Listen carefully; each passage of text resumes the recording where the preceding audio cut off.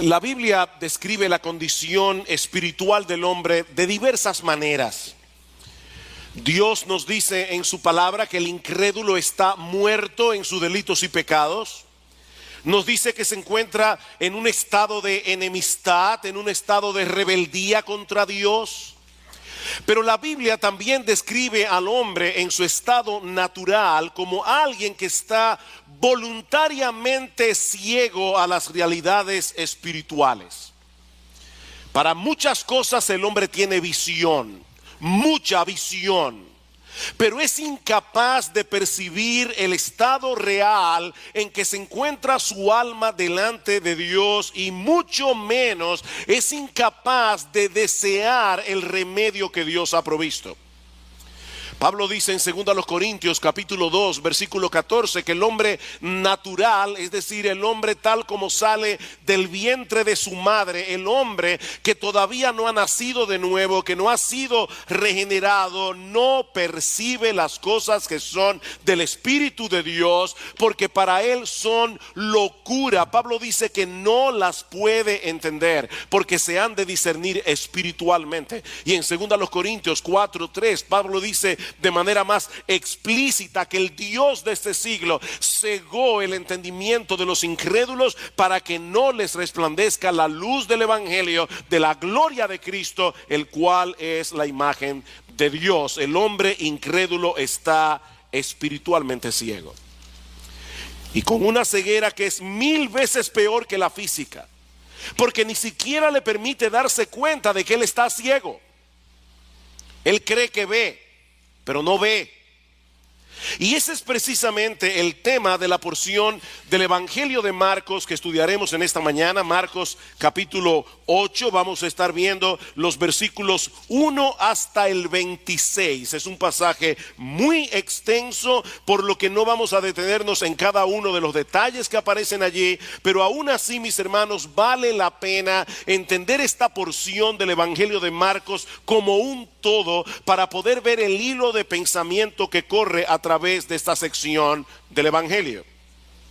Este capítulo comienza con un incidente similar al que nosotros vimos hace varias semanas atrás en el capítulo 6 de Marcos, cuando el Señor alimentó a una gran multitud con 5 panes y 2 peces. Por eso hemos titulado esta primera escena "Una lección repetida para un grupo de alumnos de lento aprendizaje".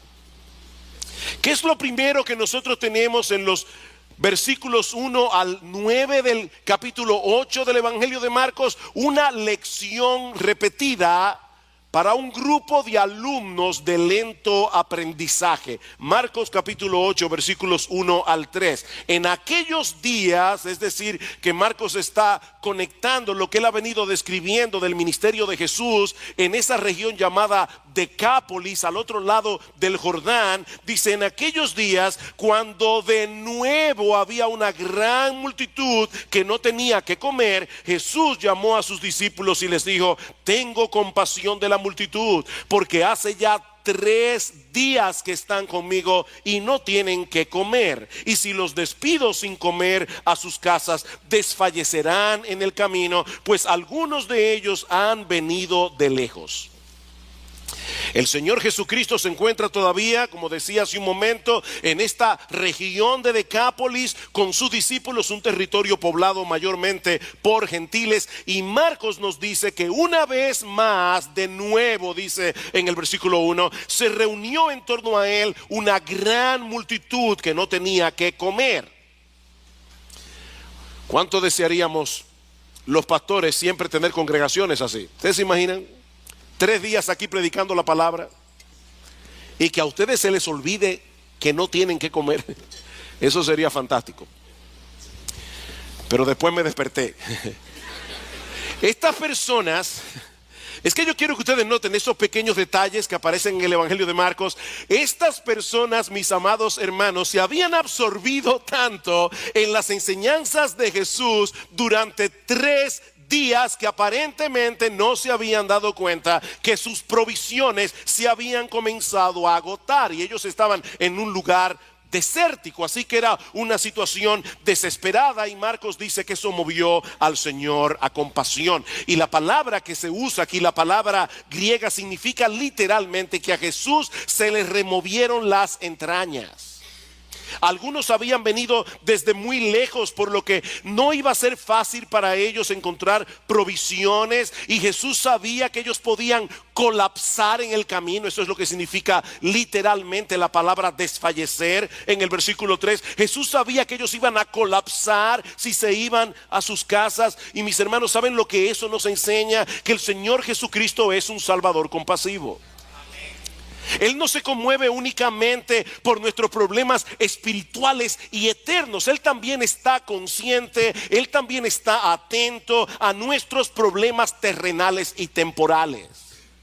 Él no es indiferente al hambre, Él no es indiferente a la enfermedad, y eso lo vemos una y otra vez en los evangelios. Su corazón es movido a misericordia ante todo tipo de necesidad, ante todo tipo de sufrimiento.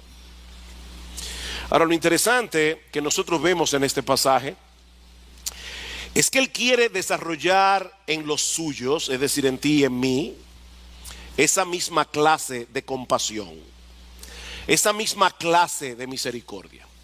Y es por eso que en el versículo 2 el Señor comparte su inquietud con los discípulos. Le dice: tengo compasión de la multitud. Y de paso es la primera vez y la única vez en los evangelios donde se dice eso del Señor de la boca del Señor mismo. O sea, los evangelistas dicen que Él tenía compasión, pero ahora es Cristo el que está abriendo su corazón y dice: tengo compasión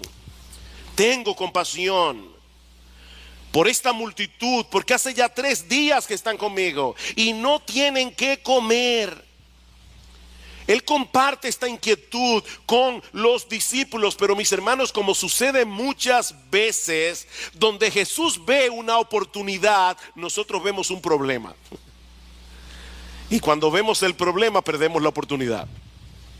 ¿Cómo reaccionaron los discípulos? Versículo 4. Sus discípulos les respondieron: ¿y dónde podría alguien encontrar lo suficiente para saciar de pan a estos que están aquí en el desierto?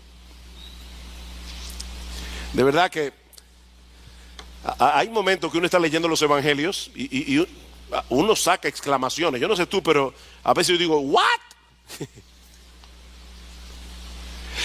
Déjame hacerte una pregunta.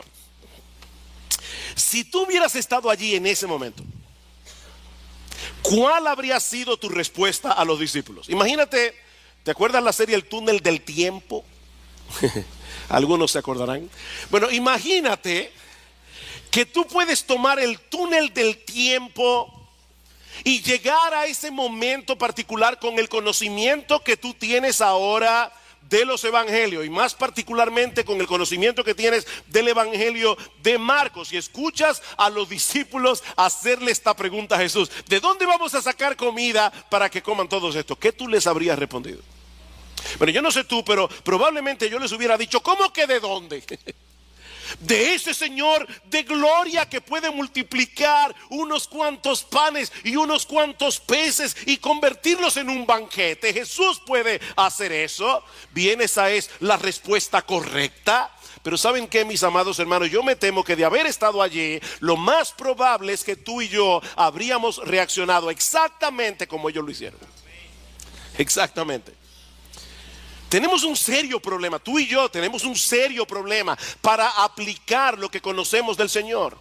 Cuando estamos en un momento difícil, cuando estamos en medio de la prueba, cuando estamos en medio del dolor, se nos olvidan los principios bíblicos, se nos olvida la teología. Pero ya hablaremos de eso dentro de un momento. Ahora, lo sorprendente de esta historia, mis hermanos, es que el Señor no desecha a sus discípulos por causa de su torpeza, y eso es una buena noticia, sino que con toda paciencia les repite la misma lección que le había dado en el capítulo 6, versículo 5. Y Él les preguntó: ¿cuántos panes tenéis? Y ellos respondieron: 7. Entonces mandó a la multitud que se recostara en el suelo, y tomando los 7 panes, después de dar gracias, los partió y los iba dando a sus discípulos para que los pusieran delante de la gente, y ellos los sirvieron a la multitud. También tenían unos pocos pececillos, aparentemente sardinas, y después de bendecirlos mandó que estos también los sirvieran. Todos comieron y se saciaron, y recogieron de lo que sobró de los pedazos 7 canastas. Los que comieron eran unos 4,000, y los despidió. Marcos no nos dice cómo fue que operó el poder de Jesús para hacer este milagro, y eso es algo que siempre me lo he preguntado. ¿Sería que al partir el pan crecía el otro pedazo?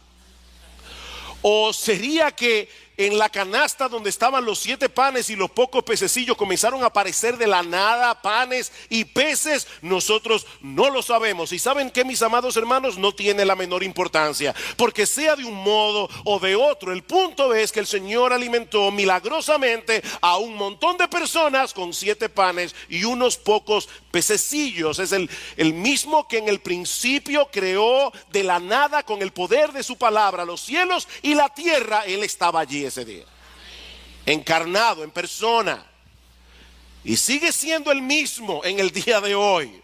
Un Salvador compasivo y todopoderoso. Marcos dice en el versículo 9 que eran 4,000 personas, y Mateo, en el pasaje paralelo en Mateo 15:38, dice que ese cálculo fue sin contar las mujeres y los niños. ¿Cuántas personas habían allí? Probablemente más de 15,000. Y aún así sobraron 7 canastas llenas de comida.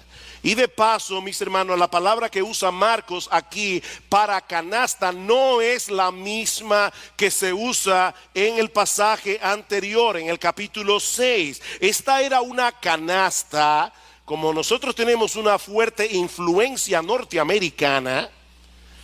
Creo que ustedes van a entender esto. Es un hamper, eso es lo que significa la palabra griega. Es una canasta lo suficientemente grande para que quepa un hombre entero dentro de ella. Es la misma palabra que aparece en Hechos capítulo 9 versículo 25, cuando dice que Lucas, que Pablo tuvo que ser descolgado del muro de Damasco en una canasta. Así que es probable que en esta ocasión hayan recogido más panes y más peces que en el milagro anterior. Mis hermanos, ¿qué aprendemos de esta escena? Que nuestro Dios tiene el poder para proveer para todas nuestras necesidades conforme a sus riquezas en gloria en Cristo Jesús, como dice Pablo en Filipenses 4. Él es un Dios confiable, Él es un Dios poderoso, Él es un Dios compasivo. Nosotros podemos echar nuestras cargas, podemos echar nuestras ansiedades sobre Él, porque Él tiene cuidado de nosotros, como dice el apóstol Pedro. Lamentablemente e increíblemente, hay muchos que no quieren a ese Salvador reinando en sus vidas. Y por eso cierran sus ojos a toda evidencia, como vemos en la siguiente escena del pasaje, que yo he titulado Palabras de juicio para un grupo de ciegos que no quiere ver. Palabras de juicio para un grupo de ciegos que no quiere ver. Marcos nos dice en el versículo 10 que inmediatamente después del milagro Jesús se embarcó a la región de Dalmanuta con sus discípulos, donde es confrontado por los fariseos. Versículo 10: y subiendo enseguida la barca con sus discípulos fue a la región de Dalmanuta. Entonces salieron los fariseos y comenzaron a discutir con él, buscando de él una señal del cielo para ponerle a prueba. Esta fue la última confrontación de Jesús con los líderes religiosos de Israel en la región de Galilea, porque unos días más tarde el Señor iba a dirigirse a Jerusalén y allí sería juzgado, allí sería condenado a muerte. Así que en cierto modo, mis amados hermanos, lo que nosotros estamos viendo aquí en el capítulo 8 del Evangelio de Marcos marcó el principio del fin del ministerio terrenal de Jesús. Y es interesante notar que los fariseos fueron a buscar a Jesús para discutir con él. No fue que se encontraron con Jesús por accidente. Ellos andaban detrás de Jesús. ¿Y saben por qué andaban detrás de Jesús? Porque estos hombres no soportaban el evangelio de la gracia. Ellos andaban detrás de Jesús porque ellos estaban tan absortos en su propia justicia que ellos odiaban el evangelio. El evangelio era un insulto para estos hombres. Y ellos veían a las personas yéndose detrás de Jesús y estaban preocupados. Y querían desacreditar al Señor delante de todo el mundo. Y por eso es que le piden una señal del cielo. ¿Notaron eso? Danos una señal del cielo. Y ese detalle es importante. Los judíos pensaban que Satanás podía imitar los milagros de Dios siempre y cuando se tratara de cosas que ocurrían aquí en la tierra. Pero ellos creían que Satanás no puede imitar los milagros que ocurren en el cielo. Y eso es precisamente lo que ellos están pidiendo aquí. No vengas con esos milagros que tú haces aquí en la tierra, porque ya sabemos que el diablo puede hacerlos también. Haz algo verdaderamente extraordinario, algo que tenga que provenir directamente del trono de Dios. Detén el sol como hizo Josué en Gabaón, o haz que llueva fuego del cielo como hizo Elías. Eso es lo que nosotros queremos, una señal del cielo. No venga con un milagrito aquí, no. ¿Cuál fue la respuesta de Jesús a esta ridícula petición? Versículo 12. Suspirando profundamente en su espíritu, dijo: ¿por qué pide señal esta generación? En verdad os digo que no se le dará señal a esta generación. Y dejándolos, se embarcó otra vez y se fue al otro lado. Mira, si tú vas delante de alguien y le demandas algo y su reacción es un profundo suspiro, déjame decirte algo, puedes estar seguro que lo que sigue no será nada bueno. Ese suspiro de Jesús fue una fuerte reprensión a este grupo de hombres que había determinado rechazarle a él como el Mesías profetizado en el Antiguo Testamento. No importa las evidencias que lo señalaban a él como el Mesías. Ahora, hermanos, para poder entender lo que está sucediendo aquí, es necesario que nosotros vayamos al capítulo 6 del Evangelio de Juan. No tienen que buscarlo, pero luego del primer milagro de la multiplicación de los panes y los peces, los judíos le hicieron a Jesús una petición similar. Dice en Juan capítulo 6 versículo 30: ¿qué señal haces tú para que veamos y te creamos? Nuestros padres comieron el maná en el desierto, como está escrito: pan del cielo les dio a comer. Y Jesús les dijo: de cierto os digo, no os dio Moisés el pan del cielo, mas mi Padre os da el verdadero pan del cielo, porque el pan de Dios es aquel que descendió del cielo y da vida al mundo. En otras palabras, Jesús les está diciendo: ¿ustedes creen que Dios autenticó a Moisés porque les dio a comer el maná en el desierto? No, yo soy el verdadero pan que descendió del cielo para darles vida. En una forma todavía más clara, lo que Jesús está diciendo es: ustedes me están pidiendo a mí que les dé una señal y no se están dando cuenta que yo soy la señal. Yo soy la señal. Si ustedes no creen, a pesar de lo que han visto en mí, no van a creer de ningún modo, porque no existe una señal más convincente que yo. Yo soy la señal. Mis hermanos, piensen en esto por un momento. El Dios del cielo se hizo hombre. ¿Ustedes se imaginan eso? El Dios del cielo se hizo hombre. El Dios del cielo vivió una vida perfecta. El Dios del cielo llevó a cabo milagros extraordinarios como la multiplicación de los panes y los peces. Predicó la palabra como nunca nadie lo ha hecho ni lo hará jamás. Y todavía le estaban pidiendo evidencias de que él era un enviado de Dios. ¿Saben por qué Jesús no respondió a la demanda de los fariseos porque ellos no necesitaban más pruebas, ellos necesitaban arrepentimiento. Ellos no necesitaban más pruebas. Leí en estos días algo que dijo el famoso ateo pensador francés Voltaire. Él dijo una vez, oigan esto: si aún llegara a suceder que ocurriera un milagro en un mercado abierto ante 1.000.000 de testigos confiables, preferiría desconfiar de mis sentidos que admitir el milagro. ¿Qué les parece? ¿Cuál es el peor ciego? El que no quiere ver. No hay peor ciego que el que no quiere ver. Esa es la acusación de Pablo a toda la raza humana en el capítulo 1 de su carta a los romanos. Dios se ha revelado a través de la creación y lo ha hecho de una manera inconfundible, pero el hombre ha decidido detener con injusticia la verdad. El hombre detiene con injusticia la verdad. Él sabe que Dios existe, él sabe que Dios creó los cielos y la tierra, él lo sabe en el fondo de su corazón, pero él pretende vivir como si no lo supiera. Él se hace el tonto. Yo decía, ayer puse un Twitter. Sí, yo uso Twitter. Un Twitter que decía, no es por ser más inteligente que los incrédulos son incrédulos, es porque son deshonestos intelectualmente. Son deshonestos intelectualmente. En Juan capítulo 3 dice, la luz vino al mundo. Ese es el problema, la luz vino al mundo. ¿Y qué hicieron los hombres? Amaron más las tinieblas que la luz. Mis hermanos, eso es trágico. Esta petición ridícula de los fariseos evidenciaba tal dureza de corazón, tal obstinación contra la verdad, que no valía la pena hacer el menor esfuerzo para tratar de convencerlos de lo contrario.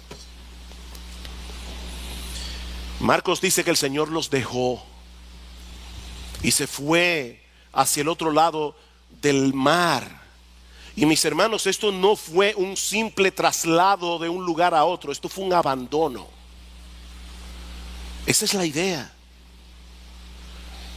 El Señor es muy paciente, muy paciente. Pero mi amigo, si tú estás aquí sin Cristo, déjame darte una advertencia muy sobria, muy solemne. Hay un momento en que el incrédulo traspasa una línea de no retorno. Una línea conocida únicamente por Dios. Cuando termina toda oportunidad de arrepentimiento, ese día los fariseos cerraron para siempre las puertas de salvación para ellos. Para siempre. Probablemente no volvieron a ver a Jesús nunca más. Esto es trágico. Pero el texto no termina allí. Marcos también nos narra otro incidente que nos revela otro tipo de ceguera espiritual, una ceguera que afecta a los creyentes. Los líderes religiosos de Israel estaban completamente ciegos, estaban voluntariamente ciegos, pero ahora Marcos quiere hacernos ver que los discípulos también tenían un serio problema en su entendimiento de las cosas. Por eso yo he titulado la siguiente escena, unas palabras de reprensión para un grupo de creyentes con miopía espiritual. Unas palabras de reprensión para un grupo de creyentes con miopía espiritual. El Señor y los discípulos se van en la barca al otro lado del mar, pero Marcos nos dice en el versículo 14 que se habían olvidado de traer panes para todo el grupo. De hecho, Marcos incluye el detalle de que había un solo pan en la barca para 13 hombres bien comidos, pescadores, hombres que hacían mucha fuerza física. Y nosotros podemos suponer que los discípulos le estaban dando mente al asunto, tal vez preocupados de que Jesús les preguntara por la comida y quedara evidenciado que habían sido unos irresponsables. En ese contexto, el Señor les da la advertencia que encontramos en el versículo 15. Y él les encargaba diciendo: tened cuidado, guardaos de la levadura de los fariseos y de la levadura de Herodes. En el pasaje paralelo, en el Evangelio de Mateo, se incluye también la levadura de los saduceos. Así que si tomamos los dos pasajes, Jesús les dijo: tengan cuidado con la levadura de los fariseos, con la levadura de los saduceos y con la levadura de los herodianos. Estos eran los tres grupos de influencia en la sociedad judía de aquel tiempo. Los fariseos eran los legalistas, aquellos que se querían salvar a través de su obediencia, aquellos que creían ganarse el favor de Dios a través de rituales, a través de su obediencia a los 10 mandamientos. Luego estaban los saduceos. Los saduceos eran los teólogos liberales de aquellos días, aquellos que no aceptaban la inspiración total del Antiguo Testamento. Y luego estaban los herodianos. Los herodianos fácilmente se hubieran postulado en las elecciones de República Dominicana y habrían ganado muchos votos. Eran los secularistas de la época. Ahora, no olviden, hermanos, que los apóstoles eran creyentes, con la única excepción de Judas. Estos hombres lo habían dejado todo para seguir a Cristo, pero aún así el Señor les advierte que se cuidaran de la influencia de estos grupos. Cuídense de esa levadura. Ustedes saben lo que hace la levadura, ¿verdad? Usted pone un poquito de levadura en la masa del pan y esa levadura leuda todo, afecta todo. Bueno, por esa razón la levadura se usa en la Biblia metafóricamente para señalar algo que nos puede parecer pequeño, pero que puede traer una significativa alteración en todo lo que toca. De ahí que la levadura vino a ser un símbolo de aquello que corrompe, de aquello que destruye. Mis hermanos, déjenme decirles algo con todo mi corazón de pastor en esta mañana. Nadie, incluyendo el mismo que está predicando, nadie aquí es inmune al legalismo. De hecho, si tú quieres ver a un legalista, mírate al espejo. Nosotros todos somos legalistas en recuperación. Es increíble cómo escuchamos una y otra vez el mensaje del evangelio y la tendencia del corazón es a querer ganarnos el favor de Dios a través de lo que hacemos. Cuidado con la levadura de los fariseos. Iglesia bíblica del Señor Jesucristo, en el siglo XXI, cuídense de la levadura de los fariseos. Es dañina, es terrible en la vida de un cristiano. Pero cuídense también de la levadura de los saduceos. Cuídense, hermanos, de todas esas voces que están hoy día atacando la infalible palabra de Dios. En estos días alguien nos mandó por WhatsApp un artículo que alguien había escrito y decía: ¿alguien le puede responder a esta persona diciendo que qué están hablando los religiosos basándose en un libro anticuado, en un libro arcaico, cuando los religiosos han demostrado que son unos hipócritas? No me pude contener y puse otro Twitter. No recuerdo exactamente cómo decía, pero era algo como esto: la hipocresía siempre estará presente en todo grupo religioso, pero Jesús sigue siendo la verdad y la Biblia sigue siendo su palabra. Cuidado, hermanos, con la levadura de los saduceos. Cuidado con la levadura de los herodianos. Cuidado, hermanos, con la mundanalidad. ¿Saben que muchas personas, queriéndose cuidar del legalismo, se arrojan en los brazos de la mundanalidad? Y ninguna de las dos cosas son buenas, son terribles para el alma, son levadura que corrompen. Y si no estamos alertas, mis queridos hermanos, si no estamos en guardia, fácilmente podemos ser arrastrados por cualquiera de estos vientos de doctrina, como dice Pablo en Efesios 4. Pero ese no es el punto central de esta historia, así que debo resistir la tentación y no seguir hablando de este tema. Porque el punto principal de esta historia es la reacción de los discípulos a la advertencia de Jesús. Versículo 16. Y ellos discutían entre sí que no tenían panes. Hermanos, no pierdas el hilo de la historia para que entiendas lo que está sucediendo aquí. Y por eso es que quise predicar de estos 26 versículos juntos, porque es que están conectados. El Señor acaba de repetir el milagro de la multiplicación de los panes y los peces, no se olviden eso. Pero cuando los discípulos se dan cuenta que solo tenían un pan en la barca, comienzan a preocuparse. ¿Alguna vez a ti te ha pasado que tú estás tan preocupado por algo que todo lo que escuchas lo interpretas a la luz de esa preocupación, aunque no tenga nada que ver con eso? Yo creo que eso fue lo que pasó aquí. Los discípulos estaban tan preocupados por el tema del pan que desde que ellos escucharon la palabra levadura no escucharon nada más. Increíble. Miren, mis hermanos, déjenme decirles algo. Nuestras preocupaciones terrenales no se quedan fuera cuando ustedes vienen a la iglesia. Ellas entran con ustedes aquí y se sientan con ustedes aquí en el servicio de adoración. Y si no estamos alerta, nuestras preocupaciones pueden anular el impacto de la predicación de la palabra de Dios en nuestros corazones. Dice en Marcos capítulo 4 versículo 19 que las preocupaciones por las cosas de este mundo ahogan la palabra y la hacen estéril, la hacen infructuosa. Pregunta: ¿cómo podemos combatir eso? Pero yo pienso que la respuesta se encuentra en el pasaje paralelo otra vez en el Evangelio de Mateo.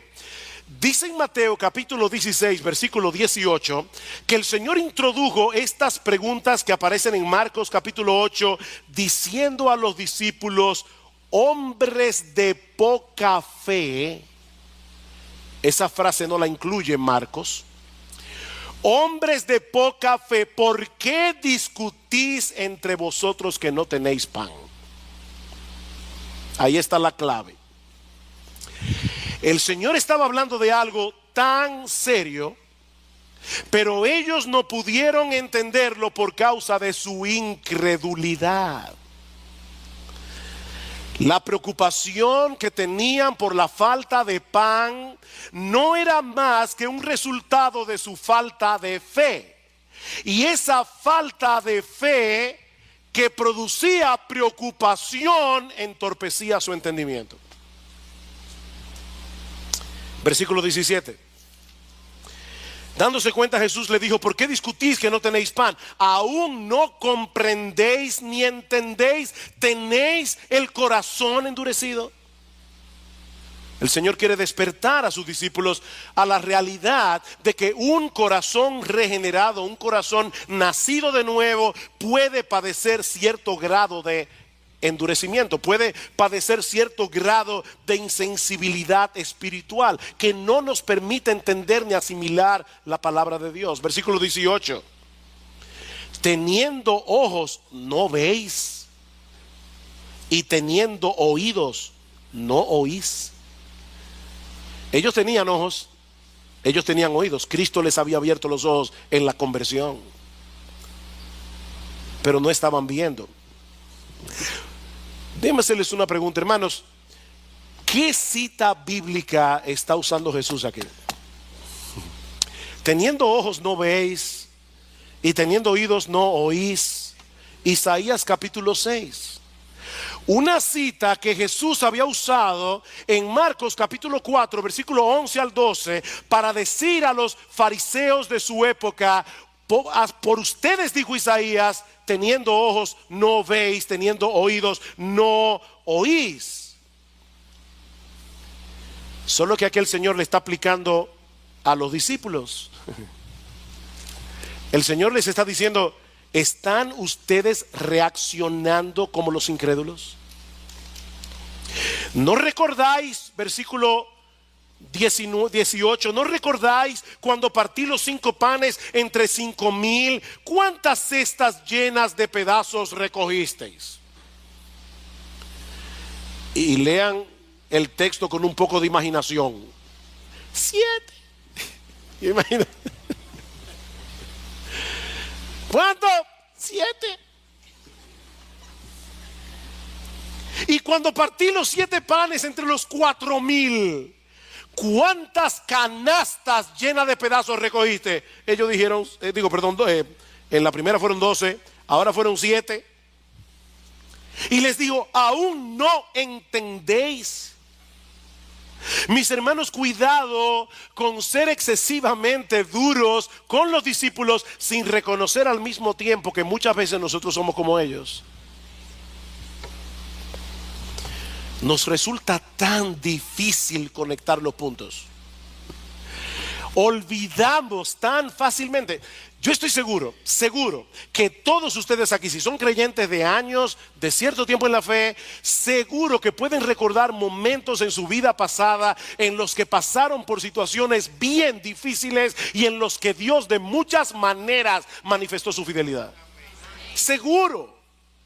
Yo estoy de eso. Pero entonces viene otro problema. Y olvidamos por completo lo que Él hizo por nosotros en aquella ocasión. Mis hermanos, somos tan lentos para aprender. Pero Jesús es tan paciente para instruirnos. Y me encanta cómo concluye este relato en el Evangelio de Mateo. Dice en Mateo capítulo 16, versículo 12: entonces entendieron que no les había dicho que se guardaran de la levadura del pan, sino de la doctrina de los fariseos y de los saduceos. Finalmente entendieron algo. Porque su ceguera era parcial, era temporal, no como la de los fariseos. Por eso hay un pequeño detallito en el versículo 17 y en el versículo 21, un adverbio que no debemos pasar por alto. Aún no comprendéis. Versículo 21, y les dijo: aún no entendéis, todavía no entendéis. Ese todavía nos da esperanza. Todavía no entendéis. El Señor no se cansa. Mis hermanos, aquellos que tienen luz de la palabra de Dios deben anhelar con todo su corazón tener más luz. Deben orar fervientemente. Ustedes recuerdan esa oración de Pablo en Efesios capítulo 1 versículo 18, luego que Pablo ha dicho: bendito el Dios y Padre de nuestro Señor Jesucristo, que nos bendijo con toda bendición espiritual en los lugares celestiales en Cristo, según nos escogió en Él desde antes de la fundación del mundo, para ser santos y sin mancha delante de Él en amor, habiéndonos predestinado para ser adoptados hijos suyos a través de nuestro Señor Jesucristo. Y va detallando bendición tras bendición tras bendición. Pero cuando llegamos a la mitad del capítulo 1, ¿qué hace Pablo? Orar por los efesios y pedir que el entendimiento de ellos sea abierto, que el entendimiento de ellos sea iluminado, para que nosotros podamos tener una mejor comprensión de todas las bendiciones que Dios ha derramado sobre nosotros.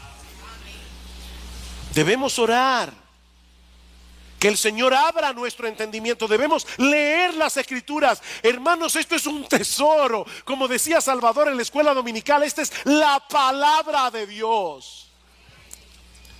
Debemos leer, debemos comernos este libro, debemos empaparnos de este libro, debemos conocer las Escrituras.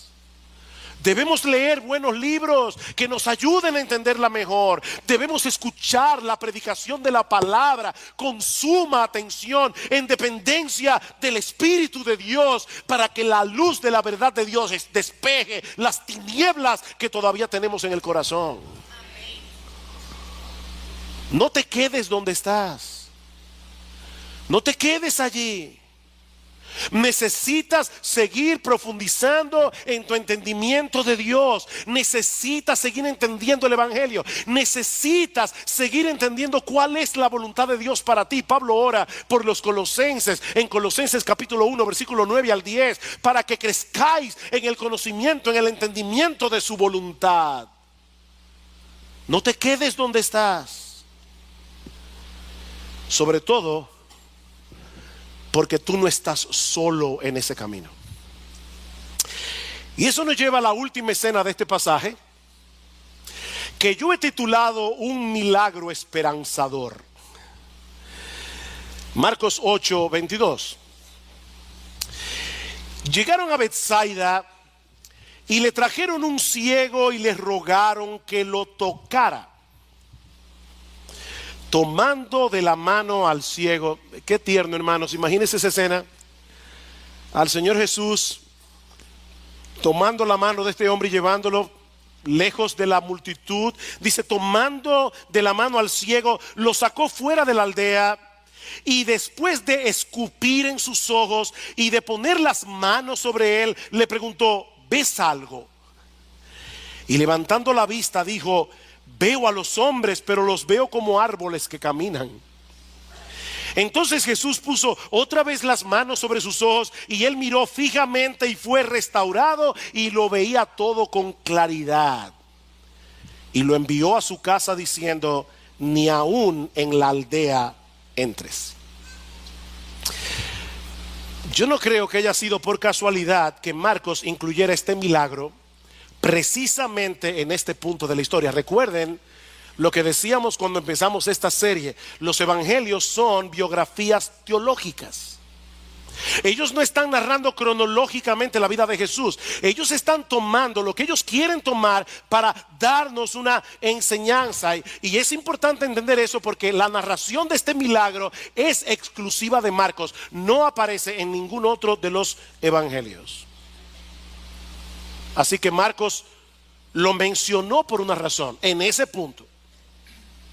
De hecho, este es el único milagro registrado en los evangelios hecho por Jesús en dos etapas. Todos los milagros del Señor fueron instantáneos. Jesús le dijo a Lázaro en la tumba, Lázaro, ven fuera. Y de inmediato salió de la tumba y no medio vivo. Salió completamente vivo. Instantáneamente. El Señor calmó el mar en tempestad de una sola vez. Cada milagro fue así, excepto la sanidad de este ciego en Betsaida. ¿Por qué el Señor sanó a este hombre en dos etapas? Bueno, antes de responder esa pregunta, veamos brevemente el milagro. Brevemente, una persona se acerca a Jesús trayendo a un ciego, le ruegan que lo sane. El Señor, ya vimos, lo toma de la mano, lo saca fuera de la aldea, probablemente para no hacer de esta sanidad un espectáculo. Jesús quería tratar con este hombre de una manera muy personal. Y una vez se aleja de la multitud, el Señor hace algo bien extraño. Niños, este fue Jesús, no hagan eso con otros. Como dicen a veces los anuncios de cosas peligrosas, no intenten hacer esto en casa. ¿Qué hizo el Señor? Escupió los ojos del ciego. De hecho, ya nosotros habíamos visto que el Señor había hecho algo similar en Marcos capítulo 7 cuando sanó a un tartamudo. Probablemente, recuerden, este hombre está ciego. El Señor quería que él percibiera de una forma tangible, algo va a pasar con mis ojos. Así que el Señor escupe los ojos del ciego y lo toca con su mano. Y así el ciego puede depositar su fe en él. Algo va a pasar. Jesús le pregunta, ¿tú ves algo? Y él dice, veo los hombres, pero como árboles que caminan. En otras palabras, él había comenzado a ver, pero todavía su visión era borrosa, la sanidad era incompleta. Así que el Señor pone las manos sobre sus ojos una vez más. Y me encanta, dice que su visión fue restaurada y que lo veía todo con claridad. Esa palabra que se traduce como claridad es una palabra compuesta del griego que significa ver de lejos con toda nitidez. 20. La saliva de Jesús fue un láser y sanó a este individuo. Ahora bien, otra vez, hermanos, ¿por qué Jesús sanó a este ciego en dos etapas? Bueno, muchos comentaristas, y yo estoy completamente de acuerdo, entienden que Cristo quería hacerle ver a los discípulos en una forma gráfica el problema de visión que ellos tenían. Ellos necesitaban seguir avanzando en su proceso de entendimiento. Recuerden la pregunta del versículo 17, ¿es que aún no comprendéis ni entendéis? Versículo 18, teniendo ojos no veis. La visión de los apóstoles era como la de este hombre al principio. Ellos habían recibido visión espiritual cuando se convirtieron al Señor, pero todavía era borrosa. Ellos veían las realidades espirituales como árboles que caminan. Estos hombres necesitaban crecer en su entendimiento.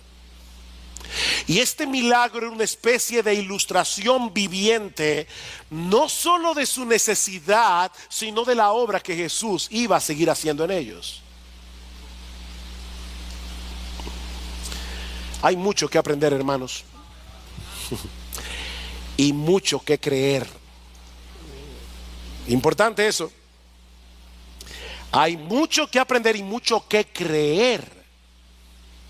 El conocimiento teórico no sirve de nada aquí hasta que no lo aplicamos en el momento de las pruebas, hasta que no lo aplicamos en medio de las dificultades de la vida.